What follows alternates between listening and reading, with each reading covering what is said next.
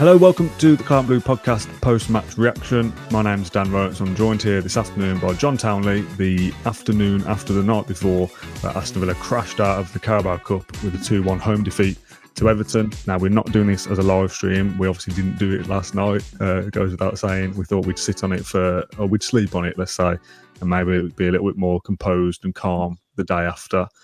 Are you more composed and calm, John?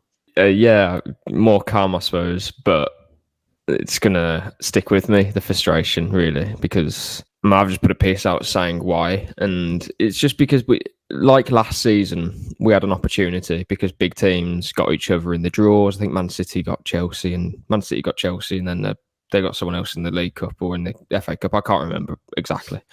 But you look at the draw that was at the third round stage. You look at the draw that's now happened in the the last 16.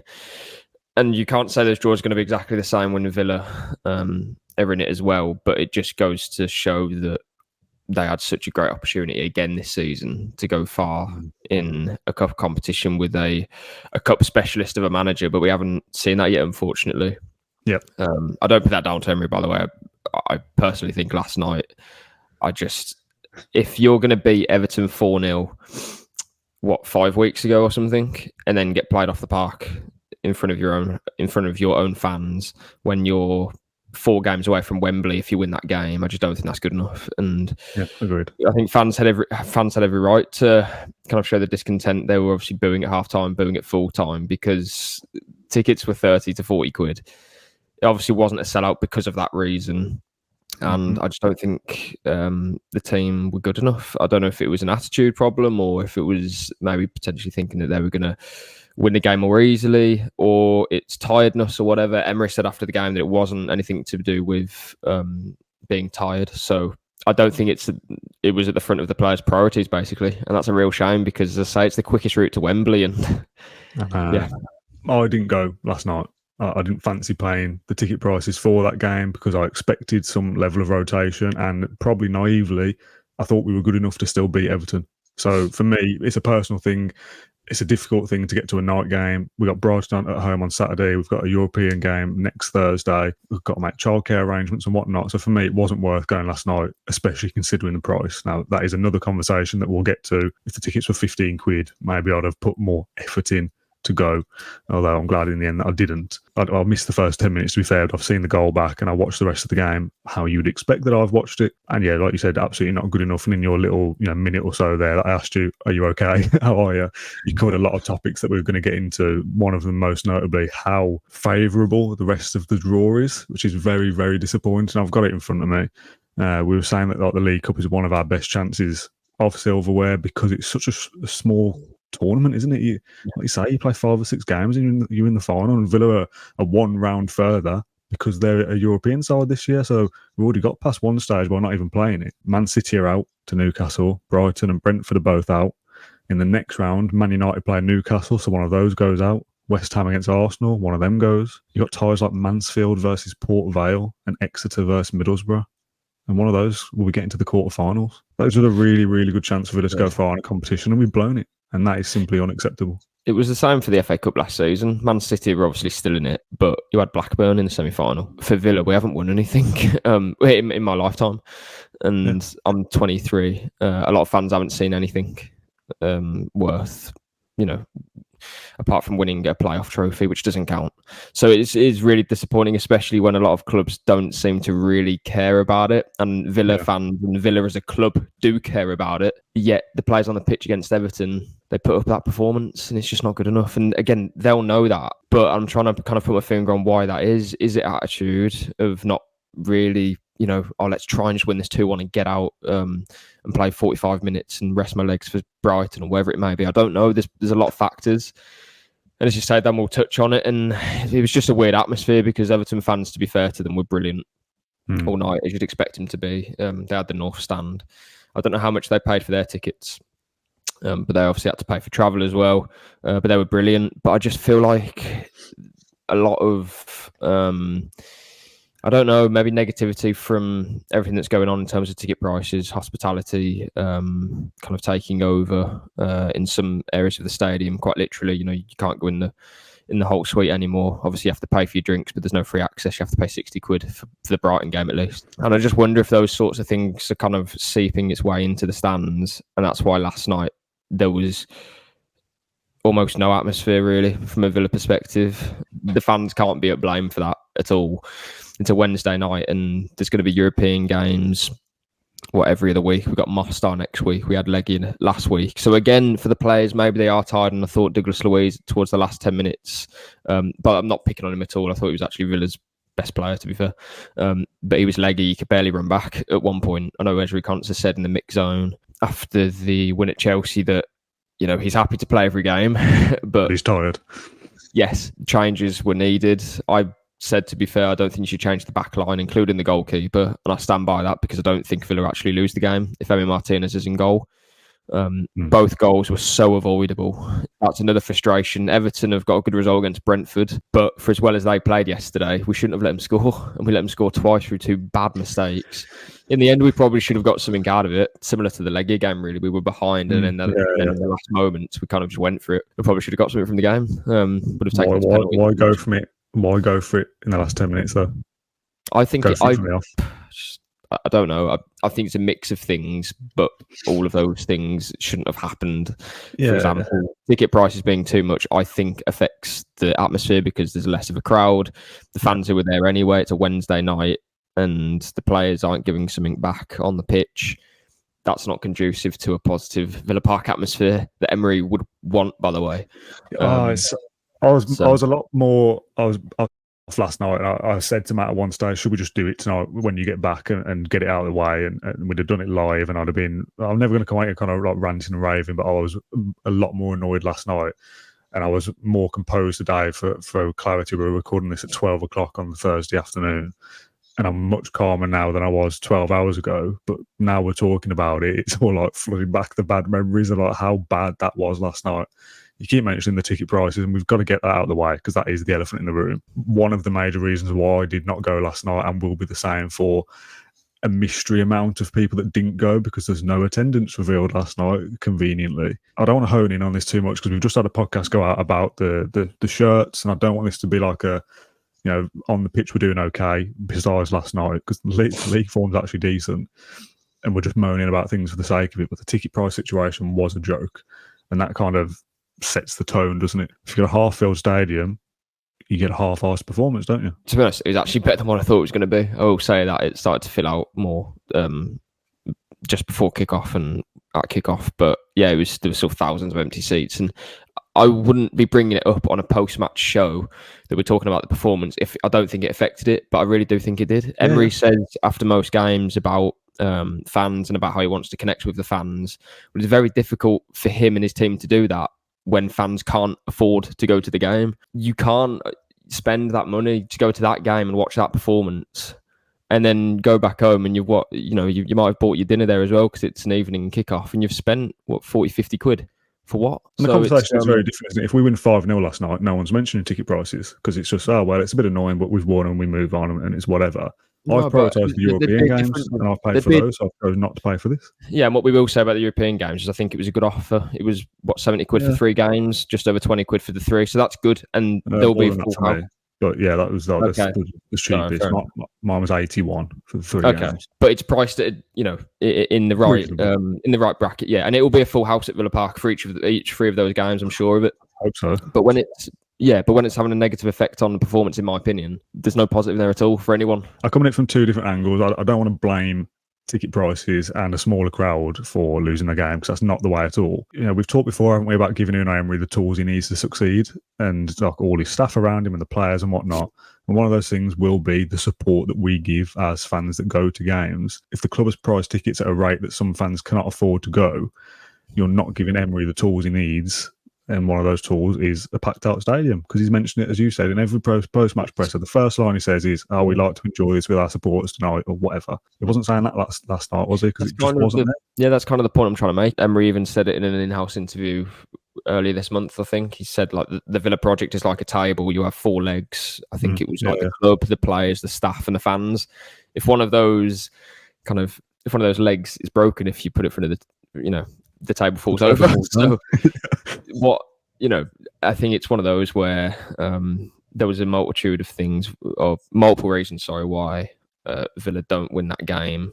And I do think the atmosphere in terms of fans not being there and a weird atmosphere in general, I do think that contributed, because those players who came in for the game probably needed a bit of backing, like a Tielemans, a Dendoncker. Yeah. And of course they get it, but at the same time they are professionals, and they will get more adulation from the supporters if they're playing well, and they weren't. Yes, so it's a whole mix of things, but the overall feeling is just deep frustration. I did have a couple of tweets about like how Newcastle had priced their tickets. I think they were £15 theirs. Obviously a sold out game, great atmosphere, and they beat Man City. Yeah, so the case in point of what we could have won.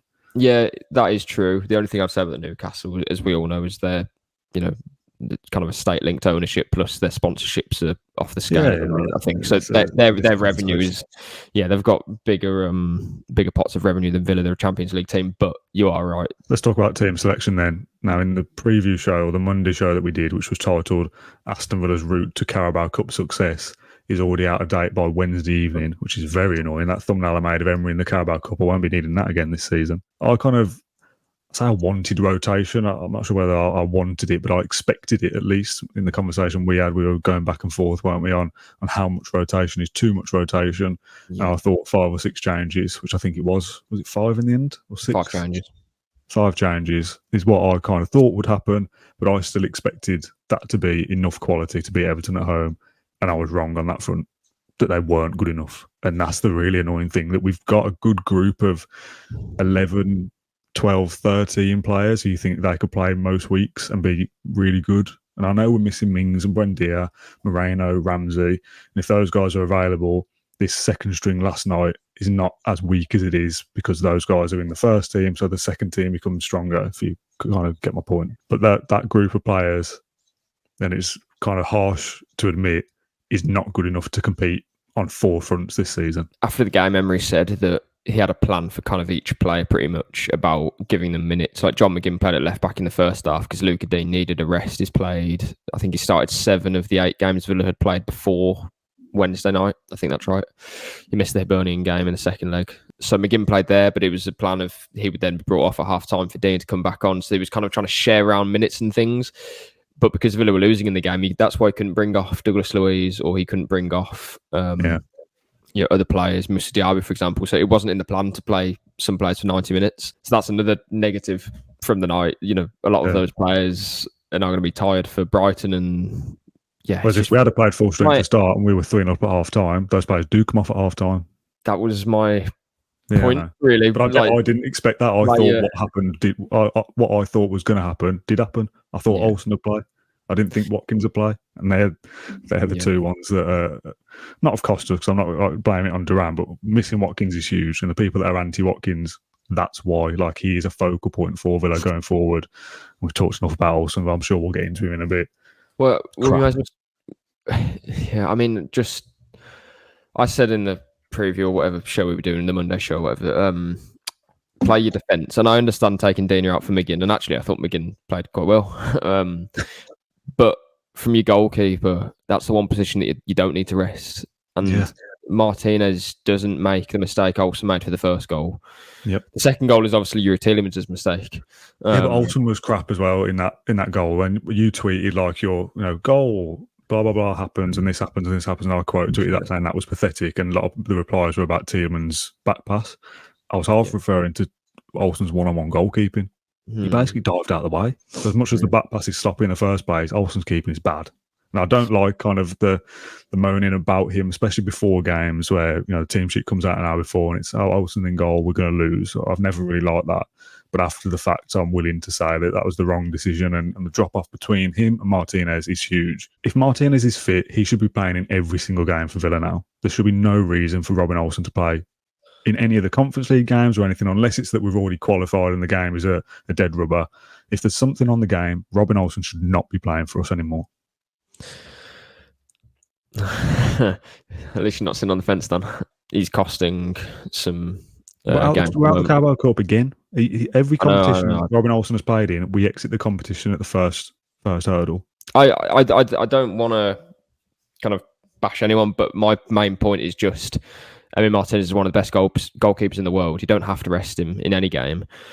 Play him, and the likelihood is you'll probably not concede more than one goal, especially at home as well. Villa, I don't think, would have conceded against Everton if he played. And with that, I think Villa controlled the game better. I know he's just a goalkeeper, but that's the impact that he has. Villa controlled the game better. They perform, much better than what they would have than they did, against Everton. And everything's easier. Yes, Villa lacked creativity on the night and whatever, but I just think, again, that's because they struggled to control things, and they were kind of just lacking energy, and they were sloppy in possession. There was lots of different reasons why they lost the game, but I think they could have at least taken it to a penalty shootout if they didn't concede those goals. They would have. Yeah.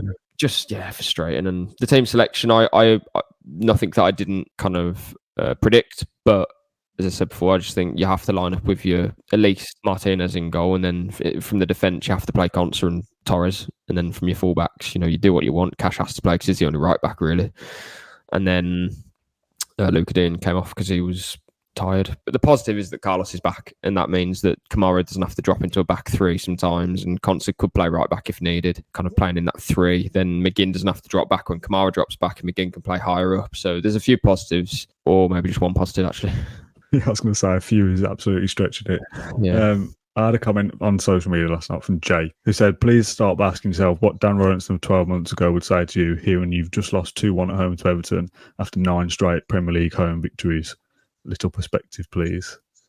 I saw that last night. It didn't really wash with me. I put it in my notes to bring it up today because I thought maybe I'll think differently of it tomorrow. I get it. We've been good at home and we've won some good games there. And like I said earlier, our league form's pretty good. We've had a good start to the season, haven't we? We're 12 points. So we've got Brighton on the weekend. And when we lost to Legia, we bounced back by beating Chelsea. If we beat Brighton at the weekend, some of that hurt will be forgiven. And we kind of ride up the Premier League table and yada, yada, yada. The perspective thing, we've still gone out of the Carabao Cup in the first opportunity. Yeah, I'm not at home. I can't get over that. I was still annoyed about exiting the cup competitions early last season up until the end of the season, really, because they're massive opportunities. That last season the draw was so favourable for us, and that's why it's frustrating. It's the same this season. If we beat Brighton, then fantastic. But I'm still going to be annoyed about us being knocked out of the Carabao Cup when it's such a we're more than capable of competing for that trophy, and we haven't won anything for donkey's years. The draw was favourable. Again, draw is in Villa playing Everton. We don't know what the draw would be if Villa went through, but there's half of the teams are either not Premier League teams or not top 6 teams, put it that way. Yeah. So the probability of Villa getting a decent draw up until the semi-final was very high. And then you've got a semi-final at home at Villa Park, and we know what will happen there. We'll probably win that game. That's why I'm frustrated. If we lost to Everton and we played, well, and we competed, then you just kind of tip your hat and say, well, fair play to Everton, but we didn't compete on the night, and that's the bare minimum. I back us to beat anyone when we're on our day and in a one-off game, but our day isn't coming as consistently as I would like, and that's an issue. Lost to Stevenage at home, lose to Everton at home, and both of them Stevenage were in League 2, I think. Everton are a Premier League team, but I feel exactly the same because it's an opportunity missed. We talked before, haven't we, about having a Villa curse and feeling cursed over things like injuries. To get Unai Emery in as a cup specialist and not win a cup game, peak Villa, isn't it? We've not won a knockout game in a cup competition, at least. We had the Hibs game, I suppose. That doesn't count. We had a group game in Europe that we also lost. Unai Emery's been a brilliant manager for us and will continue to be that, and I love him, and we all do. And I'm not blaming this on him because I get the fact that he's got to rotate to some degree. Persisting with Olsen, I can't get on board with that at all. When I felt like we should have had a backup keeper in the summer anyway. Yeah, it's just really, really frustrating. I don't know what else to say about it, to be honest. Yeah, I think you can kind of draw a line under it there. But as I say, the frustration won't be going away because it's one of those of what could have been. And you can't even ease it by saying, but City are in there. And, but there's lots of teams left. Tottenham is still in it, and other teams like Brighton, they're not. They were knocked out, and we had a good draw. So, I know you've got the FA Cup still, but it's probably not going to be an easier route than what we had this year. It's a longer competition as well, isn't it? It's more games in the FA Cup, I think. Yeah. No, it is. And that team should be able to beat Everton, or at least compete. That's the frustrating thing. They didn't even. They were just dominated across the pitch against the team that they beat 4-0 a couple of weeks ago. And I know it's a few different players, but Yuri Tielemans is a Belgium international. So is Dendoncker. John Duran is scoring goals, and to be fair, he only had one sight of goal the whole match anyway because we were lacking creativity. We had Diaby on the pitch, about 80 minutes. Yeah, disappointing night. Villa need to bounce back, and I think they probably will because the squad is good enough. And if we win, we go into the top 4, which is crazy considering the kind of some of the negativity we've had at the start of the season. But yeah, the frustration will sit and probably won't go away until we get a favourable draw in the FA Cup, maybe. It's a weird way to assess the start of the season. I feel like my emotions about it are very up and down. Like we'll win a game in the Premier League, and I'm like, oh yeah, this feels really great, and then we lose in Europe, and it's like, oh okay, and we win a game, and we lose in the Carabao Cup, and it's like it's really hard to get my head around like, what we are this season because we're, like I said before, our league form's decent. And if we get something against Brighton and Wolves going into the international break, we had a really good start there. Yeah, we'll be 4th or 3rd, yeah. Yeah, exactly. So we should feel great and upbeat. But again, I think some of the off-field stuff, the prices and the hospitality and the kit problems and all this, I do think that is impacting on how we feel, our supporters, and how we feel about the club. But that it's kind of, we've got this great manager and a really kind of strong set of 11 players at least, and that should be really good and really positive. But I feel like as a collective, we don't feel that kind of passion about everything at the club because some of the other stuff is starting to needle away at people a little bit. We've got to move on to Brighton now very quickly.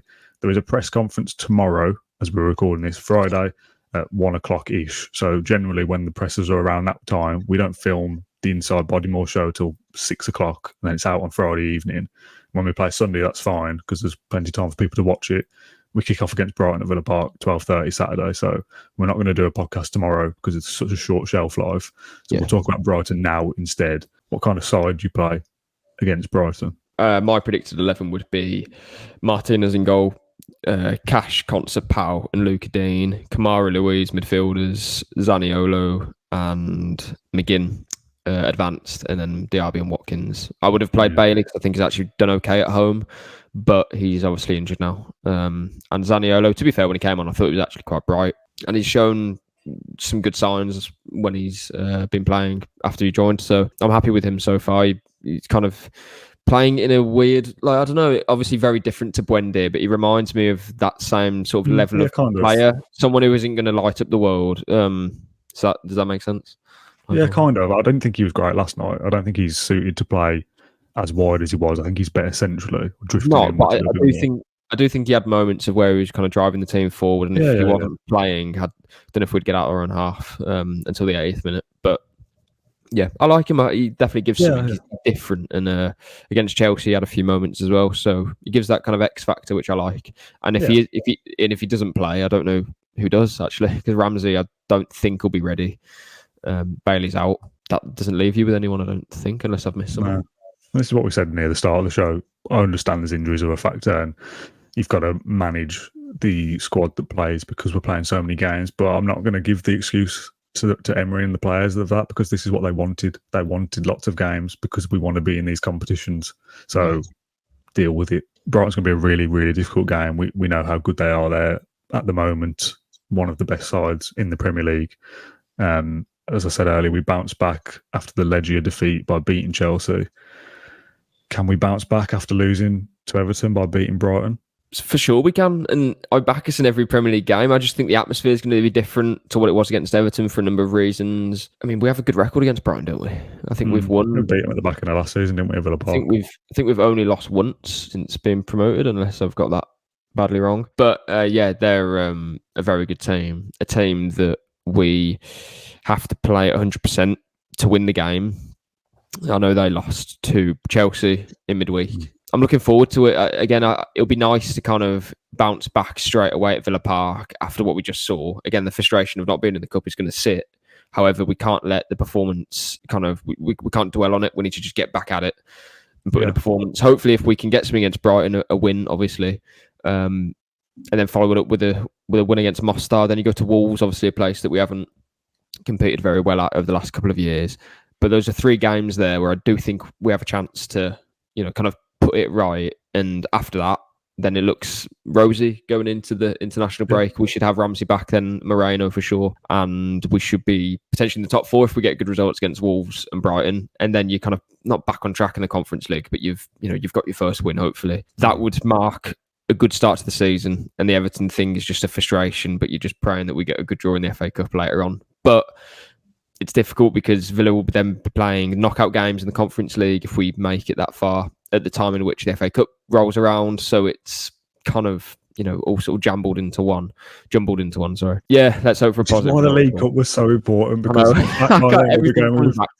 got to prioritise the Conference League knockout games rather than the FA Cup fourth round against. I was looking at the dates for the Conference League knockouts, which start in March. The 7th. The Carabao Cup final, will be kind of before the Conference League gets going in the knockout. And if you win the Conference League group, you're in the last 16 already. So that's, again, really important that we don't finish second, because that's going to be another 2 games to play. But yeah, focusing on this weekend, I'm hoping for a positive performance. And I think if we play well, we'll win. I know Brighton are a good team, but I think if we play to our level at home, we'll win the game.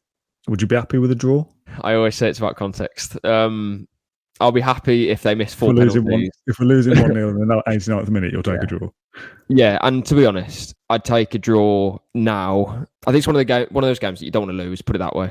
Draw, Brighton are a very good team, and there's no shame in drawing a game against them. Yes, you want to keep your home record up and win, keep winning, but I think losing would be one of those where it's like, that's a team that we want to finish above this season, and it's a direct competitor, and you don't win at home. Obviously, we haven't lost a home Premier League game for some time now, so it's. I'm hoping for a win, but if we do draw, you've got to back it up against. Sorry, you're not backing it up, but if we draw, we've got to get a result against Wolves then, because I think 4 points from the 2 games we've said before would be a good return. So however they come is fine-ish. But I'll be honest, Wolves isn't great, that is it?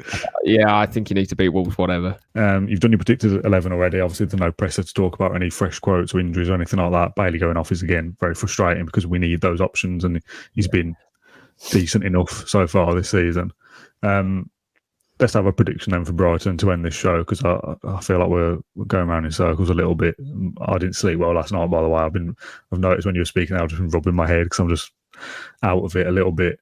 So we'll end this show with a prediction for Brighton. Do you want to check how we did for how we played? I've already forgotten who it is. Chelsea. I think you got it right, didn't you? So I said we'd win. I said 2-1, and you went with a 1-1 draw. So you'd win. So it's a point for me and nothing for you, as I take my commanding lead into an even more commanding lead. It's Brighton at home this week. John, what are you saying? Don't know why. 3-1 Villa. So 3-1 for you. I love the optimism. I've said I'll be okay with a draw depending on the context of it. If it's a 2-2 thriller or something, I think that's okay. But for the sake of prediction, I'm going to do what I always do and just go for a win. I'll say 2-1, the same scoreline that we ended last season with to qualify for the Conference League, beat Brighton Villa Park, hopefully be in the top 4, build a bit of momentum, beat Mostar, beat Wolves, and everyone's delighted. That Brighton game feels a million years ago, doesn't it? Things have changed. John, thanks for joining me on this one to kind of exercise the demons of Wednesday night and go through a bit of therapy. I don't know whether I feel any better about it now than I did 45 minutes ago, but it's helpful. No, I don't think it has. I think it's made it worse, to be honest. Keen to see what people in the comments think, as ever. Stay subscribed to Can't Move if you've enjoyed this content, and we'll see you all Saturday afternoon.